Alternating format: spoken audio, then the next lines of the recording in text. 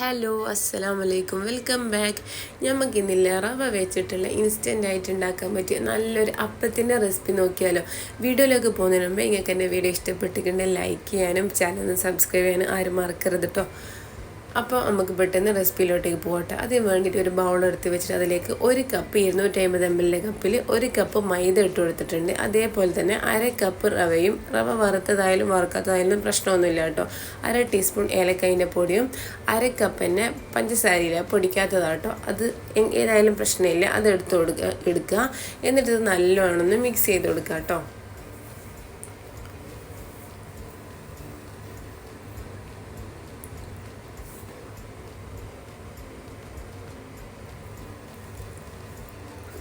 അപ്പോൾ ഇതായത് നല്ലപോലെ ഞാൻ മിക്സ് ചെയ്തെടുത്തിട്ടുണ്ട്. ഇനിയിപ്പോൾ വേണ്ടത് ഒരു കപ്പ് ഇളം ചൂടുള്ള വെള്ളമാട്ടോ. നമ്മൾ കൈവച്ച് എന്താ പറയുക, ഒന്ന് തൊട്ട് നോക്കുമ്പം ഇളം ചൂടായിരിക്കണം. അപ്പോൾ ഇളം ചൂടുള്ള വെള്ളം ഒരു കപ്പ് എടുത്തിട്ടുണ്ട്. അത് കുറച്ച് കുറച്ച് ഒഴിച്ചിട്ട് മിക്സ് ചെയ്തെടുക്കുക. ആദ്യം തന്നെ മുഴുവനായിട്ട് ഒഴിച്ച് കൊടുക്കണ്ട കേട്ടോ. ചില പൊടിൻ്റെ വ്യത്യാസം കൊണ്ട് വെള്ളത്തിൻ്റെ അളവ് കൂടിയെന്നും കുറഞ്ഞെന്നും ഒക്കെ വരും കേട്ടോ. അതൊന്നും പ്രശ്നമില്ല കേട്ടോ. അപ്പോൾ ഞാൻ ഇതാ ഒരു കപ്പ് വെള്ളം ഒഴിച്ചു കൊടുത്തിട്ടുണ്ട്. എനിക്കിപ്പോൾ ടോട്ടലായിട്ട് വെള്ളത്തിൻ്റെ അളവ് വന്നത് ഒരു കപ്പ് ഒരു 3 ടേബിൾ സ്പൂൺ വെള്ളവും ഞാൻ എടുത്തിട്ടുണ്ട് കേട്ടോ, മിക്സ് ചെയ്യാൻ വേണ്ടിയിട്ട്.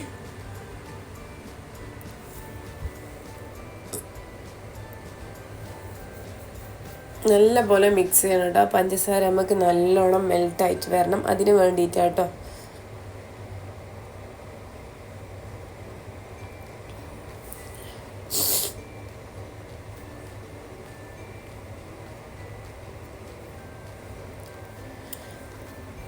അപ്പോൾ ഇതാ നല്ലോണം ഞാൻ മിക്സ് ചെയ്തെടുത്തിട്ടുണ്ട്. ഇനിയിപ്പോൾ വേണ്ടത് നമുക്ക് ഇതൊന്ന് അടച്ച് വെച്ചിട്ട് ഏകദേശം ഒരു മണിക്കൂർ ഇല്ലെങ്കിൽ അരമണിക്കൂർ മാക്സിമം ഇത് റെസ്റ്റ് ചെയ്യാൻ വെക്കണം കേട്ടോ. ആ സമയം കൊണ്ട് നമ്മൾ റവ നല്ലോണം സോക്കായിട്ട് വരും കേട്ടോ.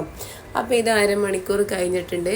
ആ സമയം കൊണ്ട് നമ്മൾ റവ നല്ലോണം സോക്കായിട്ട് തിക്കായി വന്നിട്ടുണ്ട് കേട്ടോ. ഈ സമയം ഞാൻ 1 ടേബിൾ സ്പൂൺ വെള്ളം കൂടി ഒന്ന് ഒഴിച്ചു കൊടുത്തിട്ടുണ്ട് കേട്ടോ. ഇളം ചൂടുള്ള വെള്ളം തന്നെ ഒഴിക്കാൻ ശ്രദ്ധിക്കാം.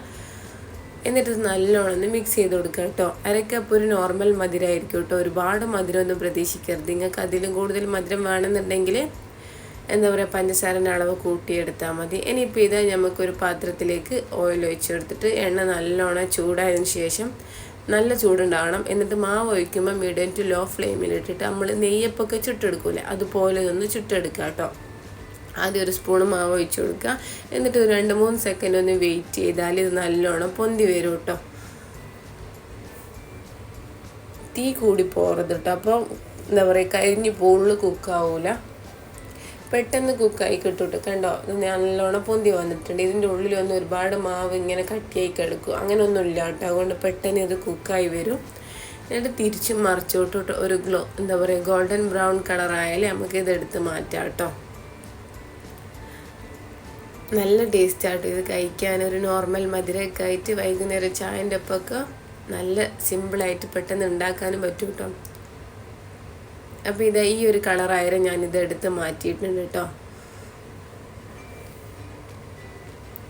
അപ്പോൾ ഇതാ നമ്മളെ നെയ്യപ്പം ഇവിടെ എന്താ പറയുക, റവ വെച്ചിട്ടുള്ള അപ്പമൊക്കെ ഇവിടെ റെഡി ആയിട്ടുണ്ട്. അപ്പോൾ എല്ലാവരും ട്രൈ ചെയ്ത് നോക്കിയിട്ട് ഫീഡ്ബാക്ക് പറയണം കേട്ടോ. അപ്പോൾ ശരി, മറ്റൊരു റെസിപ്പി ആയിട്ട് പെട്ടെന്ന് വരുന്നവരേക്കും ബൈ, താങ്ക് യു.